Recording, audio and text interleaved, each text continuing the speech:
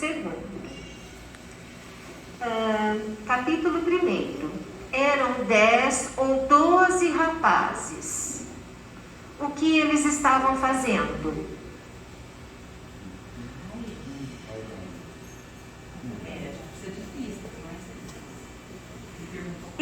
Eles falavam de alguma coisa. De que eles falavam? Futebol. Sobre morte, o que mais? Futebol.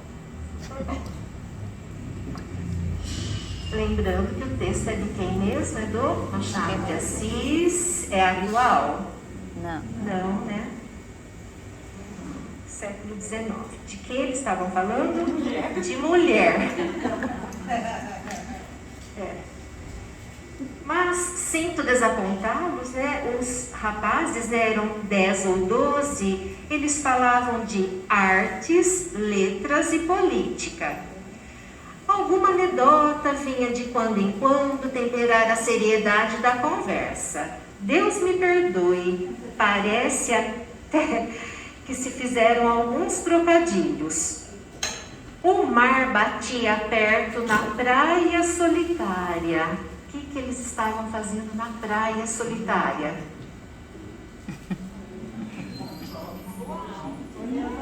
Jovens inteligentes. Refletindo.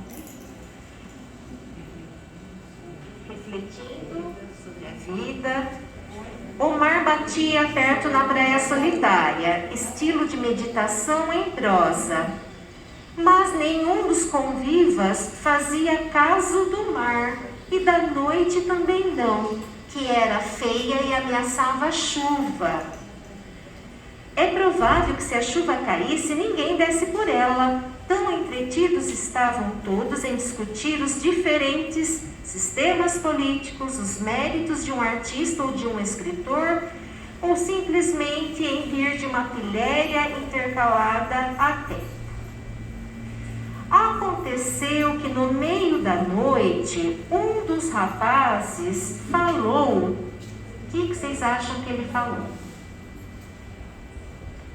Nesse cenário aí na praia, com tempo de chuva, à noite, estavam falando de artes, letras e política. E o que um deles falou?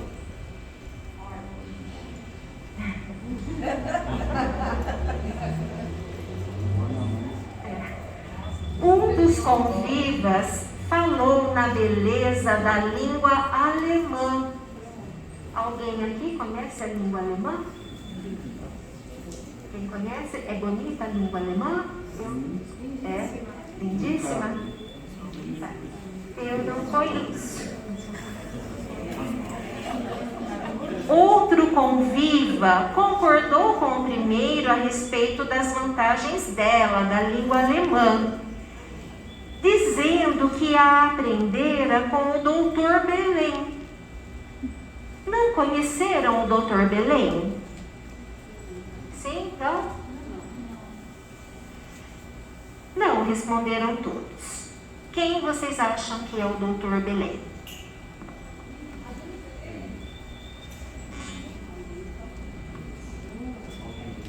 Professor, o que mais? Médico, cientista, um escritor. Muito bem, então vamos ver quem era o doutor Belém. Era um homem extremamente singular.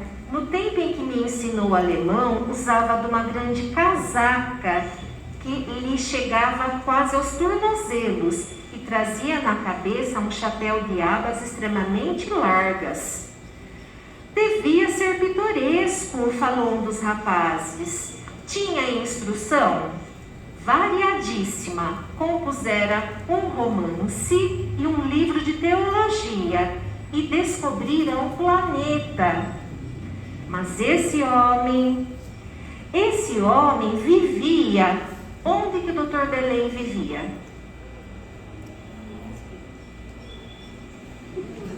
No mosteiro, no museu.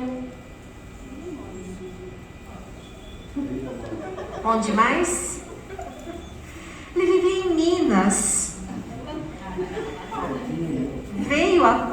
para imprimir os 2 livros, mas não achou editor e preferiu rasgar os manuscritos.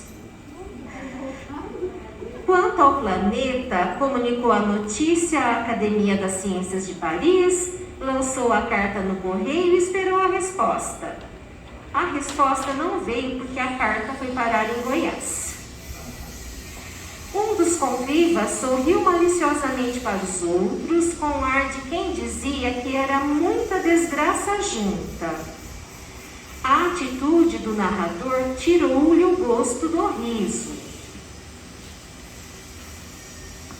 Alberto é o nome do nosso narrador aqui. Tinha os olhos no chão, olhos melancólicos de quem se rememora com saudade de uma felicidade extinta. Suspirou depois de algum tempo, de muda e vaga contemplação, e continuou.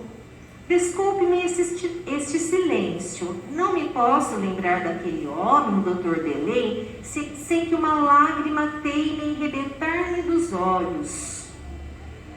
Era um excêntrico, talvez não fosse. Não era, de certo, um homem completamente bom, mas era meu amigo, não direi o único, mas o maior que jamais tive na minha vida. Para lhes mostrar a excentricidade do Dr. Belém, basta lhes contar a história. Qual história? Do esqueleto. A palavra esqueleto aguçou a curiosidade dos convivas. Um romancista aplicou o ouvido para não perder nada da narração. Todos esperavam ansiosamente o esqueleto do Dr. Belém. Batia justamente meia-noite. A noite, como disse, era escura, o mar batia funebremente na praia. Alberto começou a narração. Vamos ouvir a narração do Alberto. O Dr. Belém era um homem alto e magro. Tinha os cabelos grisalhos e caídos sobre os ombros. Em repouso era reto como uma espingarda. Quando andava, curvava-se um pouco. Conquanto seu olhar fosse muitas vezes meigo e bom, tinha lampejos sinistros e às vezes, quando ele meditava, ficava com os olhos como de defunto. Representava ter quantos anos? Vocês acham que o Dr. Belém tinha?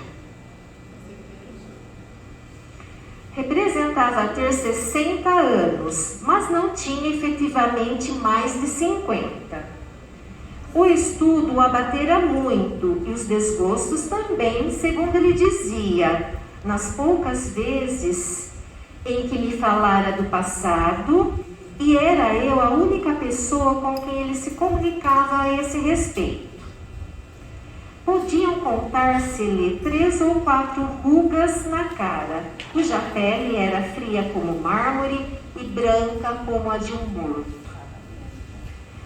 Um dia, perguntei-lhe se nunca fora casado. Qual vai ser a resposta dele? O doutor sorriu sem olhar para mim. Não insisti na pergunta. Arrependi-me até de lhe a ter feito. Fui casado, disse ele, depois de algum tempo. E daqui a 3 meses posso dizer outra vez, sou casado. Vai casar? Vou. Com quem? Com a dona Marcelina. Quem era a dona Marcelina?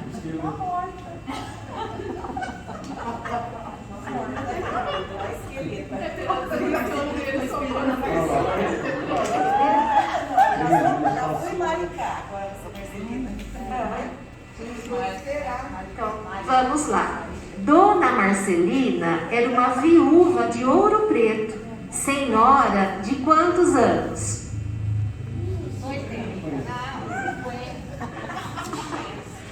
26 anos.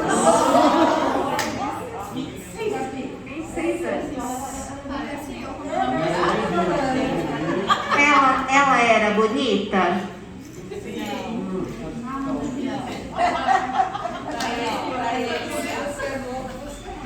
Não bonita, mas assaz simpática. Possui alguma coisa, mas não tanto como o doutor, cujos bens orçavam por uns 60 pontos.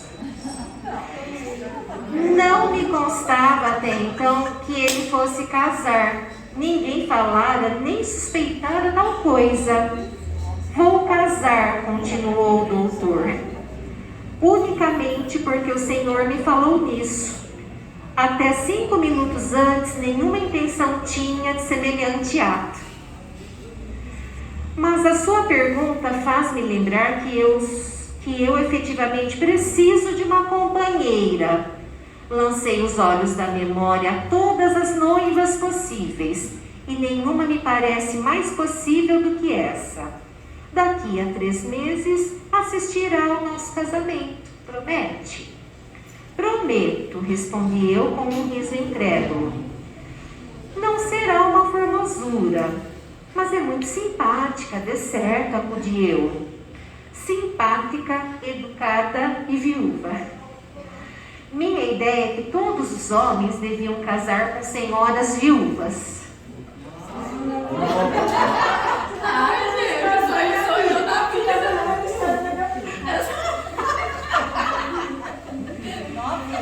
Quem casaria com as donzelas? Quem? Os que não fossem homens, respondeu o velho, como o Senhor e a maioria do gênero humano.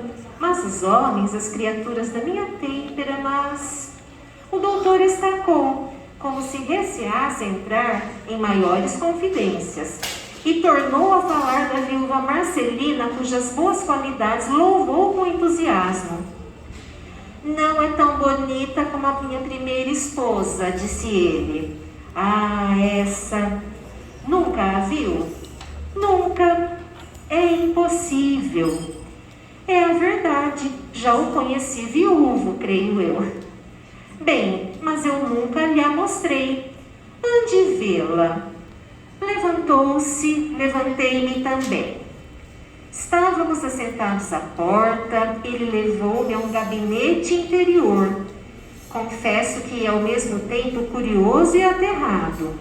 Conquanto eu fosse amigo dele e tivesse provas de que ele era meu amigo, tanto medo inspirava ele ao povo, e era efetivamente tão singular que eu não podia esquivar-me a um tal ou qual sentimento de medo. No fundo do gabinete havia um móvel coberto com um pano verde. O doutor tirou o pano e eu dei um grito. O que era?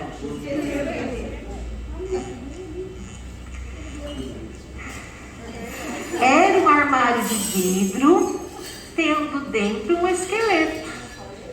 Ainda hoje, apesar dos anos que lá vão e da mudança que fez no meu espírito, não posso lembrar-me daquela cena sem terror. É minha mulher, disse o Dr. Belém sorrindo. É bonita, não lhe parece? Está na espinha, como se vê. De tanta beleza, de tanta graça, de tanta maravilha que me encantaram outrora, que a tantos mais encantaram, que lhe resta hoje?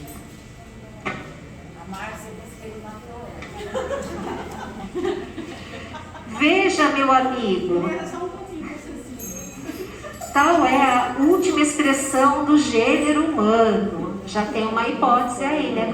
Quem falou? O que aconteceu? Ele matou ela.